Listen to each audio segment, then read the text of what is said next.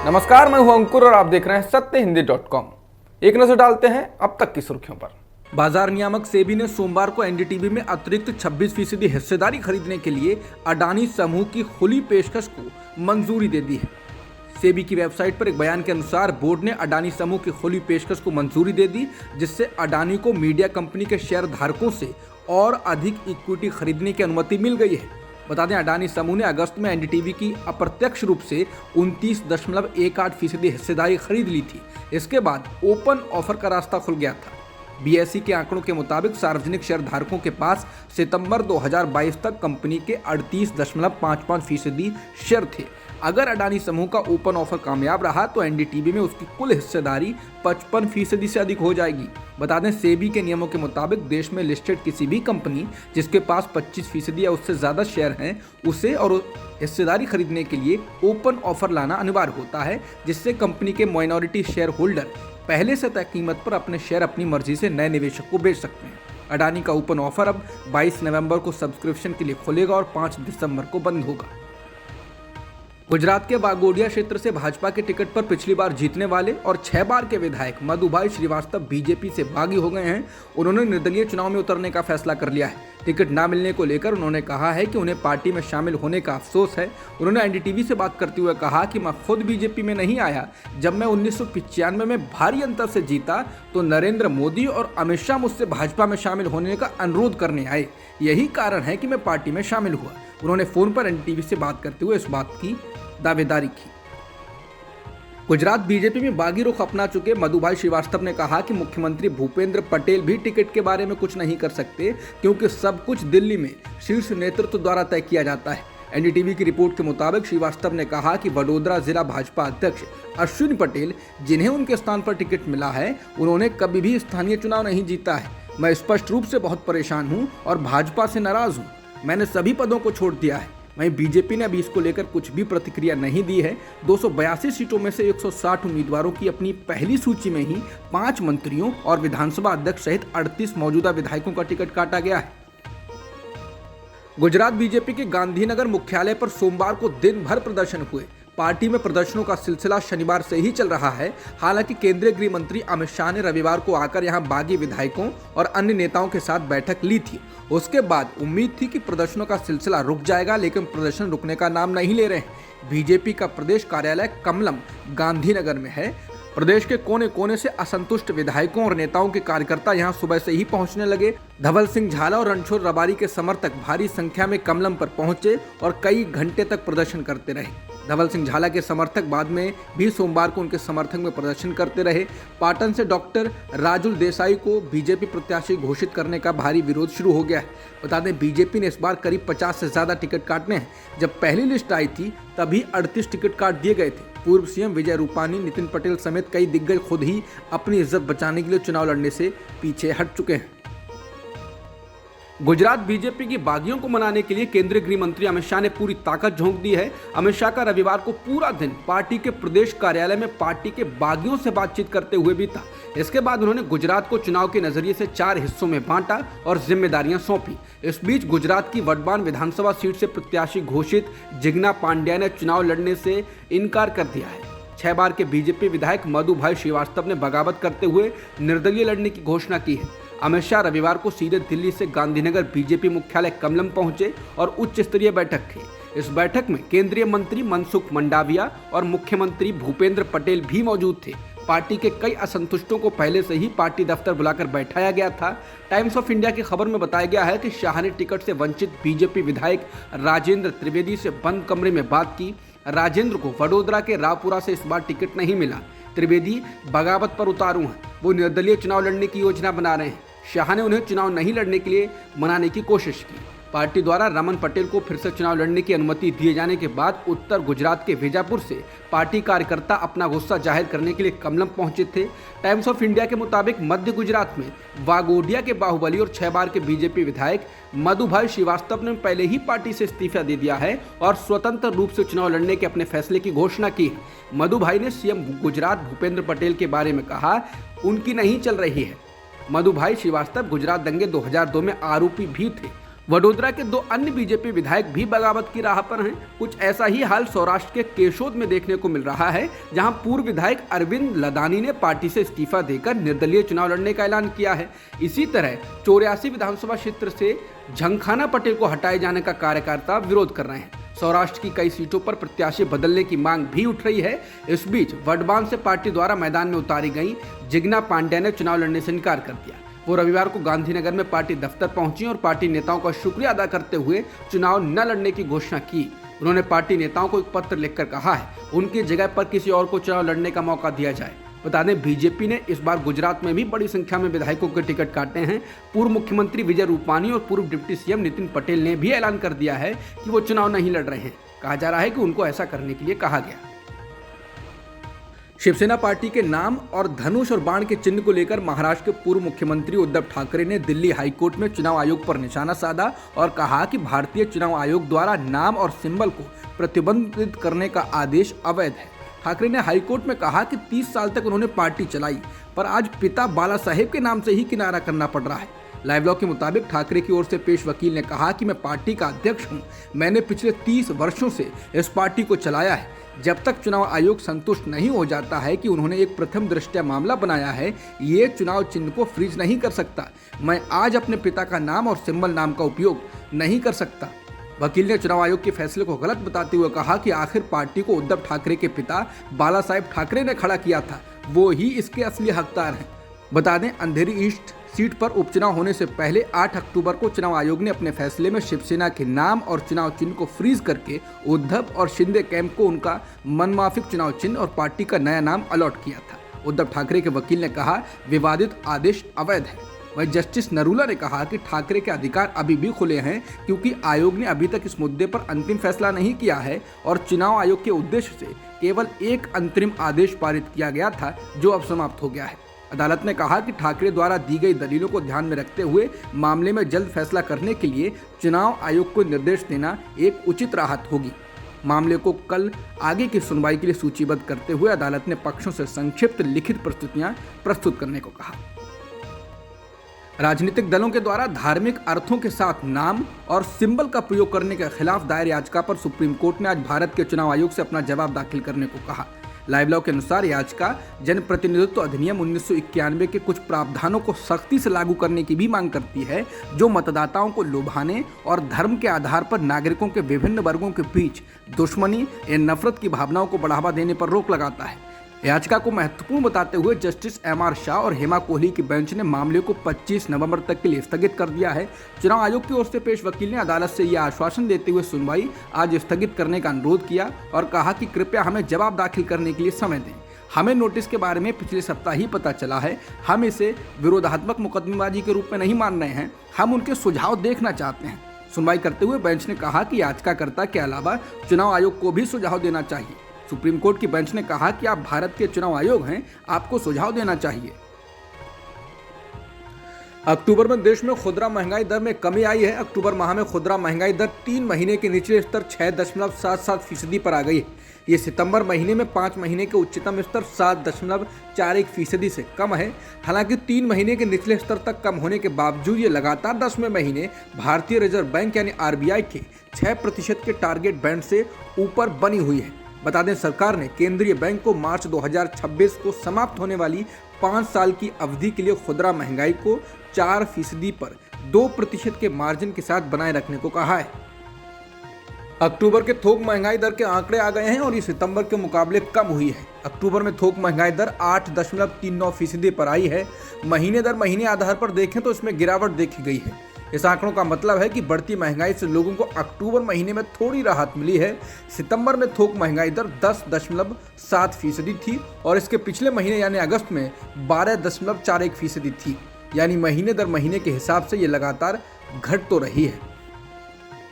राष्ट्रपति मुर्मू पर टिप्पणी करने वाले मंत्री की ओर से पश्चिम बंगाल की मुख्यमंत्री ममता बनर्जी ने सोमवार को खुद माफी मांग ली। ममता ने कहा कि व्यक्तिगत टिप्पणी करना तृणमूल कांग्रेस की संस्कृति में नहीं है। पार्टी ने विधायक को उनकी टिप्पणियों पर आगाह किया है और पार्टी ने माफी भी मांगी है। राष्ट्रपति पर टीएमसी मंत्री अखिल गिरी की कथित अभद्र टिप्पणी के विरोध में पश्चिम बंगाल के बीजेपी विधायकों ने सोमवार दोपहर राजभवन तक मार्च भी किया। बीजेपी विधायकों को बांग्ला गीत गाते हुए सुना गया और उनका नेतृत्व विपक्ष के नेता शुभेंदु अधिकारी ने किया।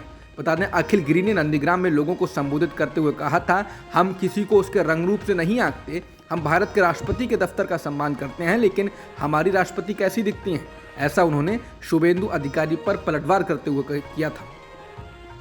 देश में जबरन धर्मांतरण के मुद्दे पर सुप्रीम कोर्ट ने चिंता जताई है और उसने केंद्र सरकार से जवाब मांगा है। अदालत ने सोमवार को कहा कि जबरन धर्म परिवर्तन एक बेहद गंभीर मुद्दा है। इसने केंद्र सरकार से कहा है कि ऐसे मामलों को रोकने का कदम उठाया जाए। इसके साथ ही इसने हलफनामा दाखिल करने को भी कहा है। सुप्रीम कोर्ट के 2 जजों की बेंच जनहित याचिका पर सुनवाई कर रही थी। इस याचिका में केंद्र और राज्यों को निर्देश देने की मांग की गई थी कि धमकाकर या लोगों को उपहार और पैसे का लालच देकर जबरन धर्मांतरण के खिलाफ कड़ी कार्रवाई की जाए। जस्टिस MR शाह और हिमा कोहली की बेंच ने सॉलिसिटर जनरल तुषार मेहता से कहा कि वो प्रलोभन के जरिए की जा रही इस तरह की प्रथा को रोकने के उपाय बताएं। इसने केंद्र से हलफनामा में ये भी बताने को कहा है कि इस तरह के जबरन धर्मांतरण को रोकने के लिए क्या कदम उठाए जा सकते हैं। लाइव लॉ की रिपोर्ट के अनुसार जस्टिस MR शाह ने कहा, जबरन धर्मांतरण देश की सुरक्षा को भी प्रभावित कर सकता है, इसलिए बेहतर है कि केंद्र अपना रुख साफ करे कि वो जबरन धर्मांतरण को रोकने के लिए क्या कदम उठा रही है। बहस के दौरान इस मामले में याचिकाकर्ता और वकील अश्विनी उपाध्याय ने कहा, या तो इस तरह के धर्मांतरण को नियंत्रित करने के लिए एक अलग कानून बनाया जाना चाहिए या अपराध को मौजूदा भारतीय दंड संहिता यानी IPC में जोड़ा जाना चाहिए। उन्होंने कहा, ये मुद्दा क्षेत्र विशेष का नहीं है और एक पूरे देश की समस्या है जिसमें तत्काल दखल दिए जाने की जरूरत है। याचिकाकर्ता ने कहा कि पूरे देश में हर हफ्ते प्रलोभन, धमकी, काले जादू आदि के जरिए जबरन धर्मांतरण की घटनाएं सामने आती हैं। वाराणसी की ज्ञानवापी मस्जिद मामले में फास्ट ट्रैक कोर्ट ने सोमवार को सुनवाई के बाद अपना फैसला सुरक्षित रख लिया। ये कोर्ट 17 नवंबर को अपना फैसला सुना सकती है। फास्ट ट्रैक को यह तय करना है कि इससे संबंधित याचिका सुनवाई के योग्य है या नहीं है। ज्ञानवापी में कथित तौर पर शिवलिंग मिलने का दावा किए जाने के बाद एक पक्ष ने इस कैंपस को उसे सौंपे जाने और यहाँ पूजा की इजाजत मांगी थी। 12 नवंबर को सुनवाई के दौरान कोर्ट ने उस जगह की सुरक्षा किए जाने का समय बढ़ाने का निर्देश दिया था। याचिका सुनने योग्य है या नहीं, इस मुद्दे को सिविल जज सीनियर डिवीजन M.K. पांडे की फास्ट ट्रैक कोर्ट में हल होना है। 27 अक्टूबर को इसका फैसला सुरक्षित रख लिया गया था। उसके बाद इसी कोर्ट ने 12 नवंबर की तारीख तय की थी, लेकिन उस दिन यह मामला सुप्रीम कोर्ट में लिस्ट था, तो फास्ट ट्रैक कोर्ट ने अपना फैसला 14 नवंबर को सुनने की बात कही, लेकिन अब इसे 17 नवंबर तक बढ़ा दिया गया है। केंद्र सरकार ने पूजा स्थल अधिनियम की वैधता को चुनौती देने वाली याचिकाओं पर अपनी प्रतिक्रिया देने के लिए सुप्रीम कोर्ट से और समय मांगा है। इसके बाद सुप्रीम कोर्ट ने जनवरी के पहले सप्ताह के लिए मामले को स्थगित कर दिया और सरकार को 12 दिसंबर तक अपना हलफनामा दाखिल करने के लिए कहा है।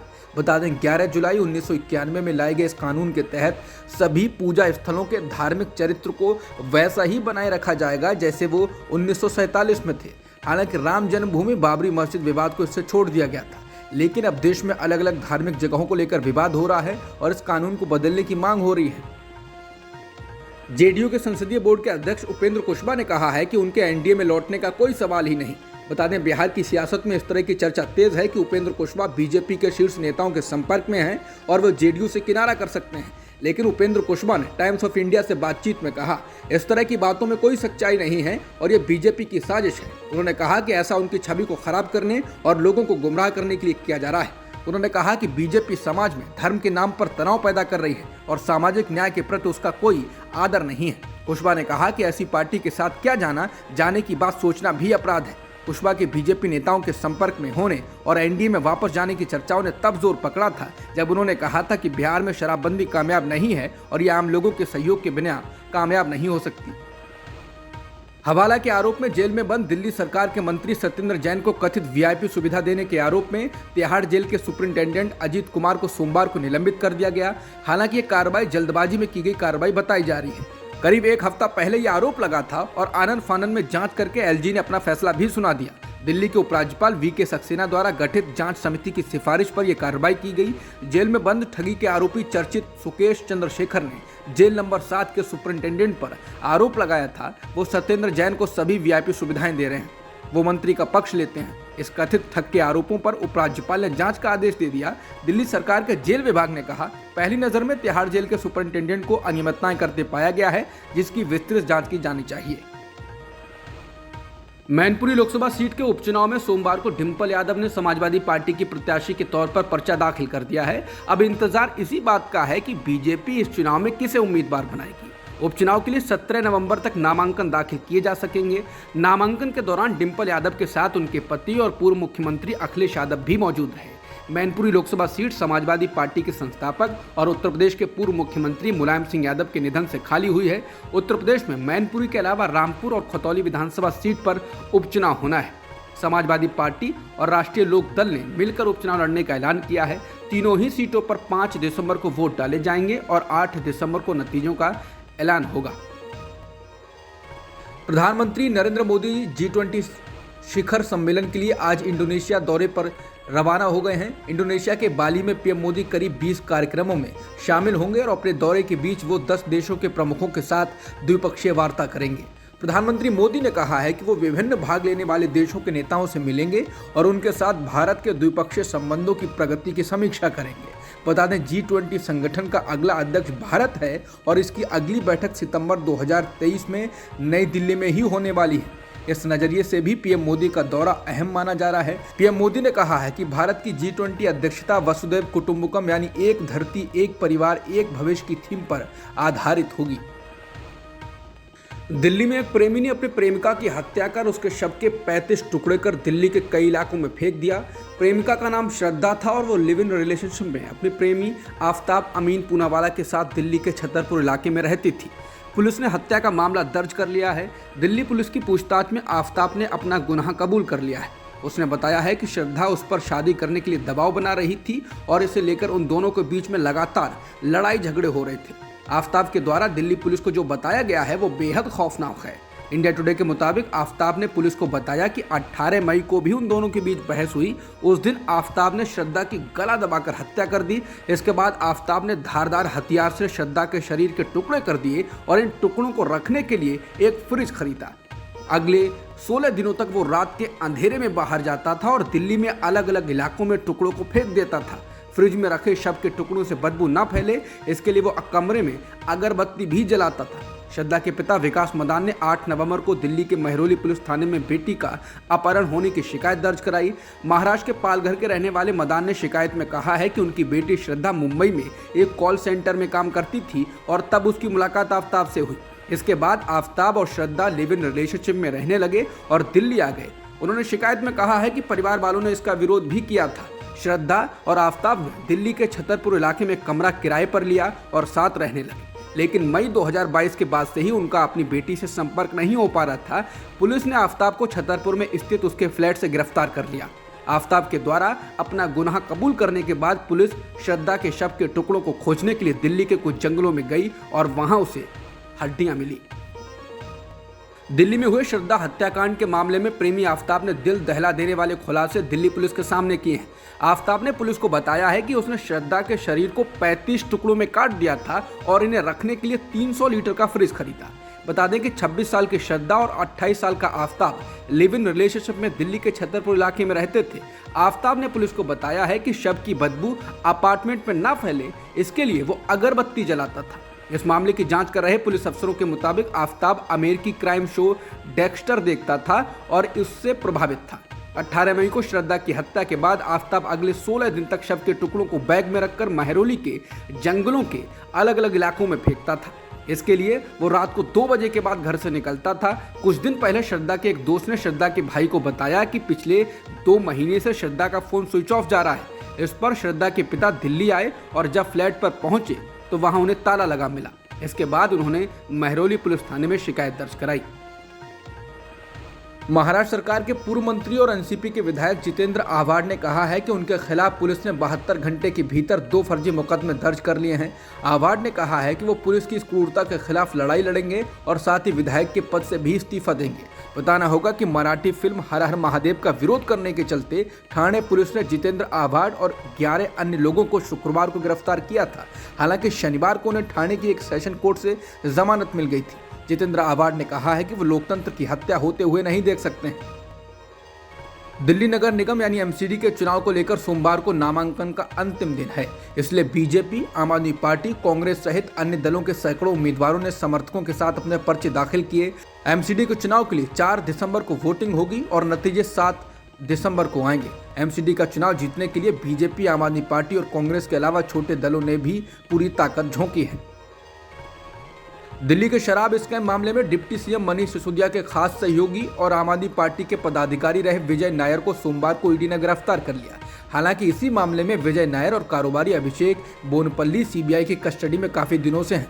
इन दोनों की जमानत पर सोमवार को सुनवाई होने वाली थी, लेकिन ईडी ने दोनों को अपनी कस्टडी में लेकर गिरफ्तार कर लिया। ये तकनीकी गिरफ्तारी जरूर है, लेकिन आम आदमी पार्टी और खासकर सिसोदिया की मुश्किलों को बढ़ाने वाली है। सरकारी गवाह बन चुके दिनेश अरोड़ा की गवाही किसी भी समय हो सकती है, उसके खुलासे मीडिया तक जरूर पहुंचेंगे। ऐसे में एमसीडी और गुजरात चुनाव में आपकी उम्मीदों पर असर पड़ेगा।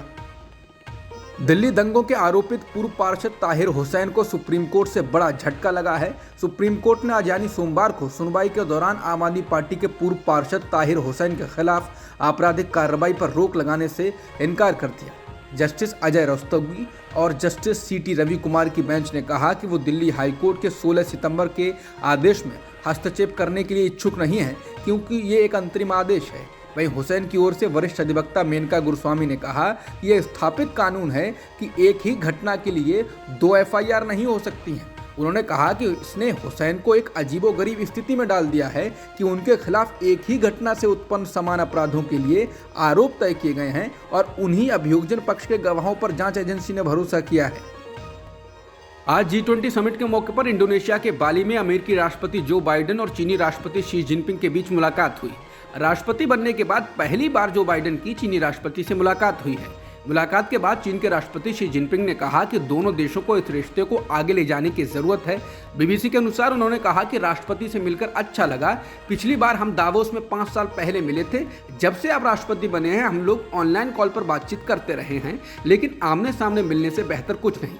आज हम आमने सामने मिले हैं। हम लोगों ने अनुभव से सीखा है। इतिहास से अच्छी किताब दूसरी नहीं है। इतिहास को आईने की तरह लेना चाहिए। अभी अमेरिका और चीन के रिश्ते उस दौर में हैं जब हमें ध्यान रखना है। 2 बड़े देशों के नेता के तौर पर हमें सही फैसले लेने होंगे। शी जिनपिंग ने कहा कि हमें द्विपक्षीय संबंधों के लिए सही दिशा तलाशनी है ताकि हम अपने रिश्तों को आगे ले जाएं और बेहतर बना पाएं। चीन के राष्ट्रपति शी जिनपिंग से मुलाकात के बाद अमेरिकी राष्ट्रपति जो बाइडेन ने भी जिनपिंग से सहमति जताते हुए कहा कि आमने सामने की मुलाकात के अलावा कम विकल्प बचे हैं। बाइडेन ने कहा कि वो दोनों देशों के बीच बातचीत के रास्ते को खुला रखने के लिए प्रतिबद्ध हैं ताकि दोनों देश जलवायु परिवर्तन और असुरक्षा समेत दूसरे जरूरी वैश्विक मुद्दों पर साथ काम कर सकें। उन्होंने कहा कि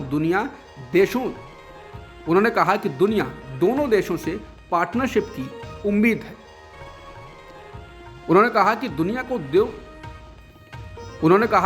को दोनों देशों से ही पार्टनरशिप की उम्मीद है। खेरसोन से रूसी सेना के बाहर जाने के बाद आज यूक्रेन के राष्ट्रपति वोलोदिमीर ज़ेलेंस्की खेरसोन पहुंचे। उन्होंने वहां सैनिकों से मुलाकात की और कहा यूक्रेन आगे बढ़ रहा है और शांति के लिए तैयार है। इसके साथ ही उन्होंने नेटो और दूसरे मित्र देशों को शुक्रिया कहा। उन्होंने कहा कि अमेरिका के हाई मोबिलिटी रॉकेट सिस्टम से उन्हें बहुत सहायता मिली है। T20 विश्व कप के बाद आईसीसी ने 6 टीमों के खिलाड़ियों को लेकर एक टीम बनाई है, जिसमें भारत की ओर से विराट कोहली और सूर्य कुमार यादव को जगह दी गई है। 6 अलग अलग देशों की टीम से 11 खिलाड़ियों को आईसीसी ने मोस्ट वैल्यूएबल टीम में जगह दी है। इस टीम में भारत सहित T20 वर्ल्ड कप विजेता इंग्लैंड, रनर अप पाकिस्तान, दक्षिण अफ्रीका, जिम्बाब्वे के खिलाड़ी शामिल हैं। इस टीम में खिलाड़ियों का चयन टूर्नामेंट में उनकी परफॉर्मेंस के आधार पर किया गया है। अब तक की खबरों में इतना ही। बाकी खबरों के लिए बने रहिए सत्यहिंदी.com के साथ।